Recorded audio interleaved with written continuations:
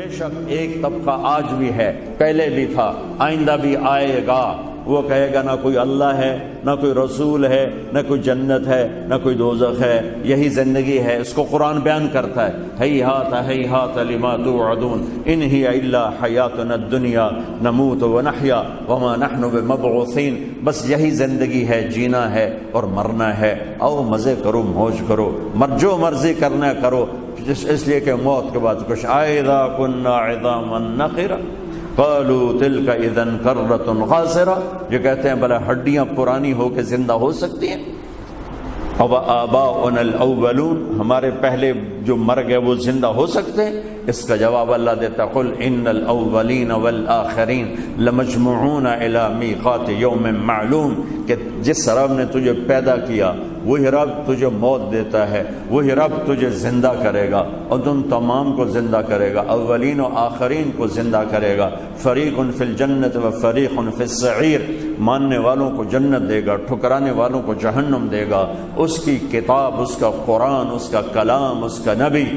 اعلان فرما رہا ہے، پیغام دے رہا ہے کہ اس کائنات کے پیچھے ایک خلاق ہے، ایک مالک ہے جس کا نام ہے اللہ۔ ایک طبقہ ہے اور پہلے بھی تھا، بعد میں بھی، کہ کچھ نہیں صاحب ایسے مولویوں کے یہ ایسے ہی جھوٹ ہیں، سٹنٹ ہیں، ایسے ہی بولتے ہیں، کچھ نہیں ہے، بس موج کرو، مزے کرو، یہ رہیں گے ہمیشہ۔ ان سب کو میرا اللہ جواب دے رہا ہے، فَإِنَّمَا هِيَ زَجْرَةٌ وَاحِدَةٌ فَإِذَا هُمْ بِالسَّاهِرَةِ، چونکہ کلام عرب ہے اور عربی کلام ہے، عربوں پہ اترا ہے، تو ان کی نفسیات کو سامنے رکھ کر میرا رب بولتا ہے۔ وہ کہہ رہے ہیں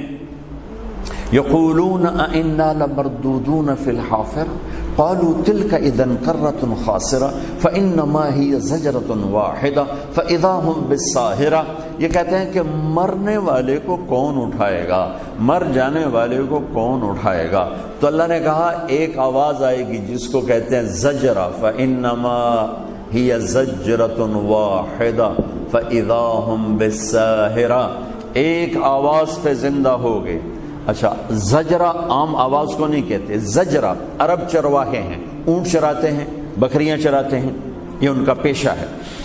تو چرواہے اور جانور میں ایک لینگویج سیٹ ہو جاتی ہے، ایک لینگویج سیٹ ہو جاتی ہے، وہ ایک آواز نکالتا ہے جس سے وہ چل پڑتے ہیں، وہ ایک آواز نکالتا ہے جس سے وہ کھڑے ہو جاتے ہیں، وہ ایک آواز نکالتا ہے جس سے وہ واپس آنا شروع ہو جاتے ہیں۔ جب وہ ان کو نکالتا ہے باڑے سے تو اس کی ایک آواز ہوتی ہے، اس پر وہ نکلنا شروع ہوتے ہیں۔ جب ان کو پھیلاتا ہے صحرا میں جھاڑیوں کے پیچھے تو ایک آواز نکالتا ہے، اس سے وہ سارے کھانے پینے میں مصروف ہو جاتے ہیں۔ پھر جب شام ڈھلتی ہے، اب ان کو واپس لے کے جانا ہے تو وہ ایک آواز نکالتا ہے۔ میں دیہاتی آدمی ہوں، میں نے یہ خود اپنی آنکھوں سے دیکھا ہوا ہے۔ ہمارے بچپن میں جب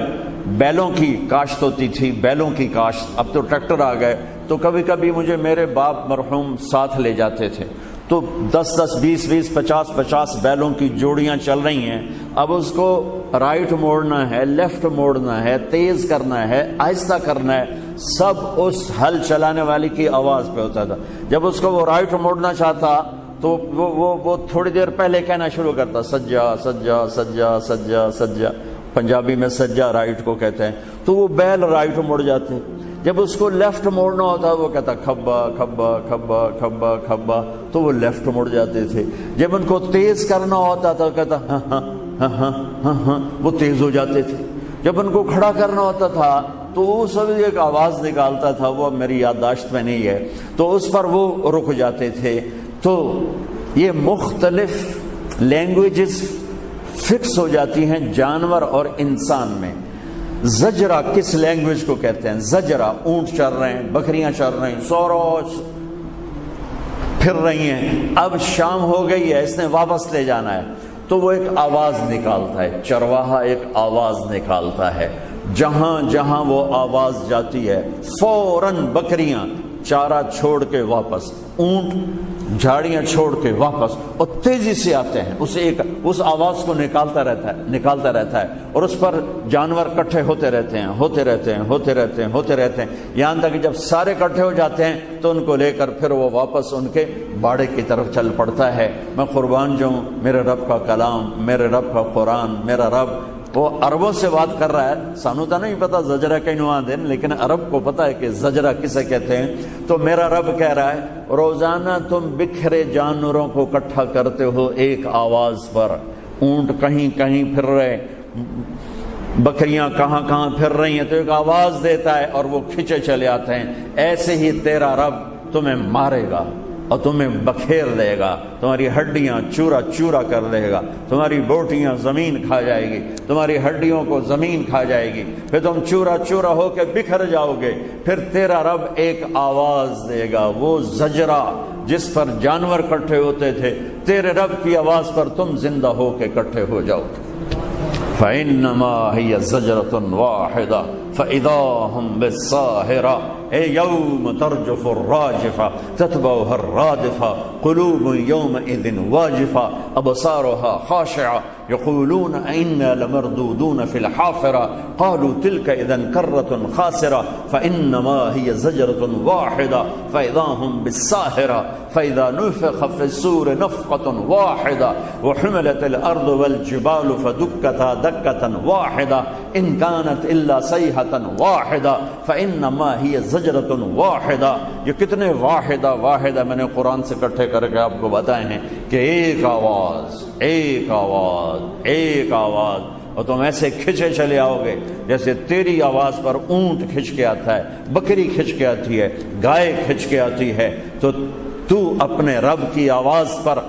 پورا کا پورا قبر سے نکلے گا اور کھچا چلا جائے گا، اور تیرا رب تجھے اپنے سامنے کھڑا کرے گا۔ لقد احصاہم وعدہم عدا، تم سب کو گھیرے میں لے کے کھڑا کرے گا، تم بھاگ نہیں سکتے، این المفر، تم چھپ نہیں سکتے، لا تخفى منکم خافیہ، تم کہیں لڑ کے نکل نہیں سکتے، لا تنفذون الا بسلطان، لہذا آج تم کھڑے کر دیے جاؤ گے، لا تزول قدم عبد حتی یسأل عن اربع، زمین تمہیں پکڑ کے کھڑا کر دے گی۔ آج تمہیں اپنے رب کے سامنے کھڑے ہونا ہے اور اپنے کیے کا حساب دینا ہے۔ وہ اس جہان کا مالک اور شہنشاہ ہے جس نے اس کل کائنات کو پیدا کیا ہے، وہ خود پیدا ہونے سے پاک ہے، اس نے سب کچھ بنایا، خود بننے سے پاک ہے، وہ سب کو کھلاتا ہے، خود کھانے سے پاک ہے، وہ سب کو پلاتا ہے، خود پینے سے پاک ہے، سب کا جوڑا جوڑا بنایا، خود جوڑے سے پاک ہے، سب کو نیند دیتا ہے، خود نیند سے پاک ہے، سب کو موت دیتا ہے،